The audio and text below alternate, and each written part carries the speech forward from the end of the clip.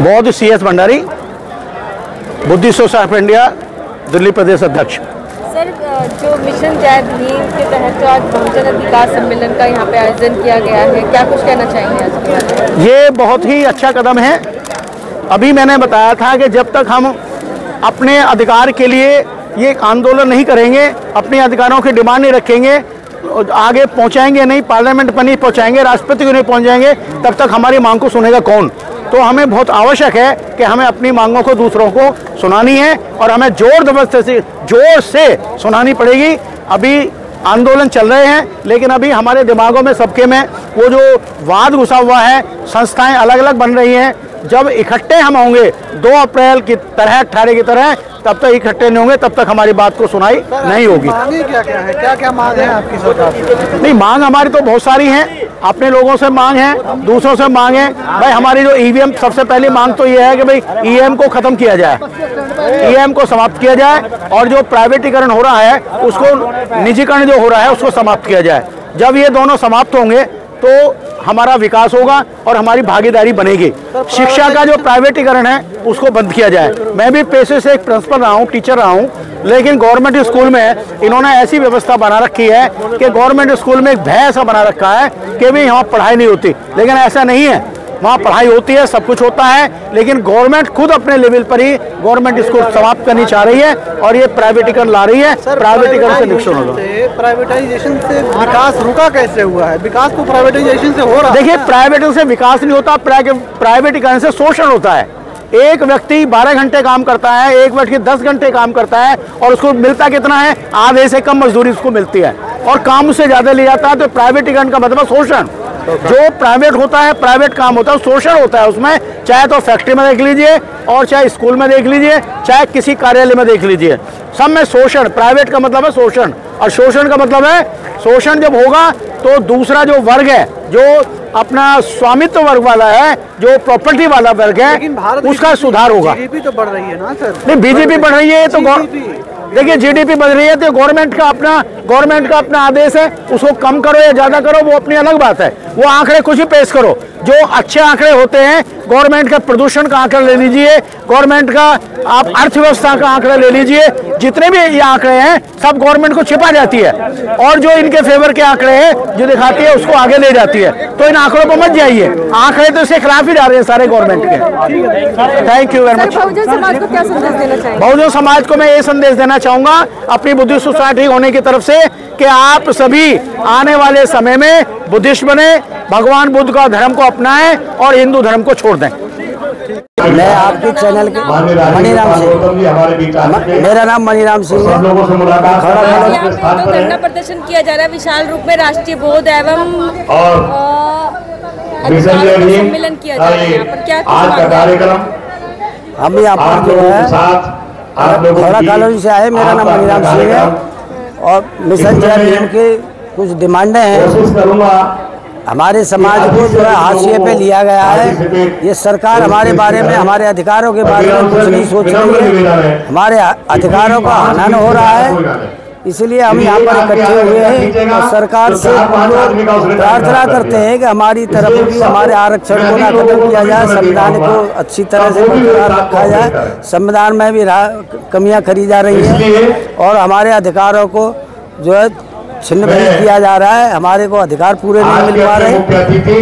हमारे जो है पढ़ाई के बारे में हमारे को मतलब न्यू शिक्षा नीति के अंतर्गत हमें जो सुविधाएं होनी चाहिए वो नहीं मिल पा रही है। शिक्षा का भी जो है हरासमेंट हो रहा है और देश में जो कुछ भी हो रहा है वो हमारे SC ST OBC तबके के खिलाफ ही हो रहा है। मतलब यहाँ पर जो मनोवाद फूल रहा है और जो है उपाध्यक्ष मिशन दे रहे भाई रोशनलाल सागर जी, यदि मेरी आवाज सुन रहे हैं। अच्छा, आज तो वो आए स्क्रीन पर अपना स्थान ग्रहण करें। के लिए आ रहे हैं। बीजेपी ने तो काफी कुछ अधिकार दिलवा दिया आप लोगों को। कुछ भी ना दिलवाया, अभी तो हमें कुछ भी नहीं मिला सिवाय एक 5 किलो फ्री राशन के सिवा और कुछ भी नहीं मिल रहा लोगों को। लोगों को रोजगार भी चाहिए, लोगों को शिक्षा चाहिए, लोगों रोजगार कर तो लो। है तो अपना रोजगार मैडम कहाँ से करेंगे जब हमारे पास, हमारे तबके के पास कोई पूंजी नहीं है। आत्मनिर्भर तो जब भी बनेंगे जब हमारे पास पूंजी लगाने के लिए होगी। ये 10-20 हजार लागत लोन कुछ भी नहीं होता। लोन दे तो रहे हैं, लोन जो है वो जो मिल रहा है उससे कुछ भी नहीं हो पाएगा, बिजनेस नहीं होता उससे।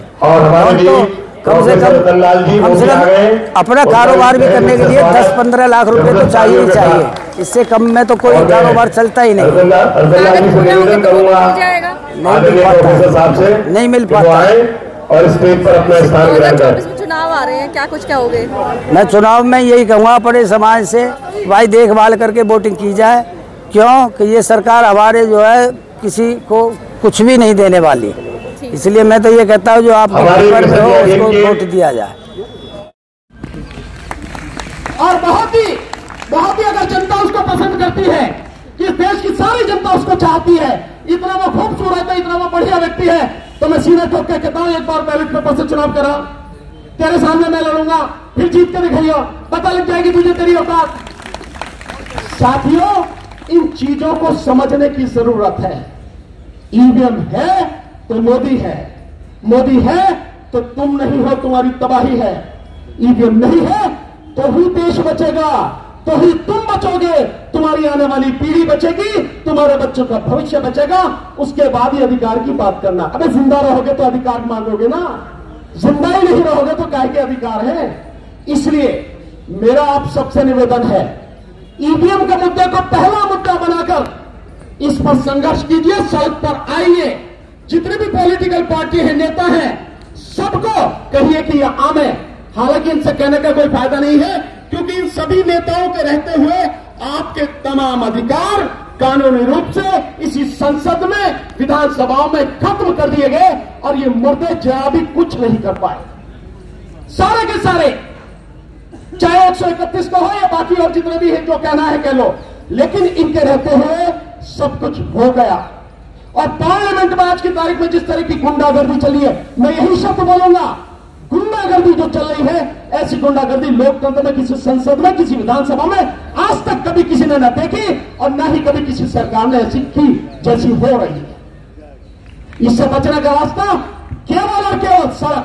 देश की अदालतें, हम भी अदालत में रहती हैं, देश की अदालतें मैं बिल्कुल खुलेआम कह सकता हूं अब इस काबिल नहीं रही कि लोगों को बचा सके, देश के संविधान की रक्षा कर सके, आपको आपका अधिकार दिला सके। और जब अभी जज साहब कह के गए कि जून 18 में जब 4 जजेस बाहर निकल कर आए तो उन्होंने भी तो पब्लिक से कहा था कि लोकतंत्र खतरे में, तो तब भी नहीं समझे। साथियों, जो स्थिति है, केवल और केवल देश की जनता सड़क पर आएगी तो ही देश बचेगा, अन्यथा कुछ बचना नहीं। मैं एक सूचना आपको देता हूं, शायद आप लोग साथ दे पाए हमारा। 6 जनवरी को इसी जंतर मंतर पर ईवीएम को हटाने के लिए हमने कॉल दी है, देश भर से लोग आ रहे हैं, इस बार बहुत अच्छा रेस्पॉन्स है।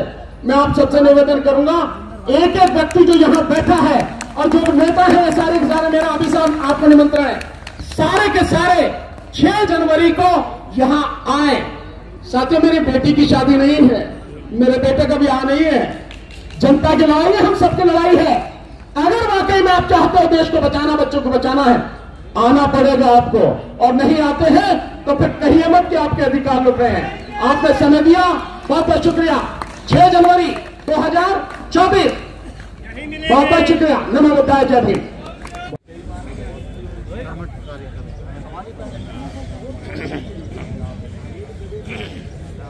हेलो,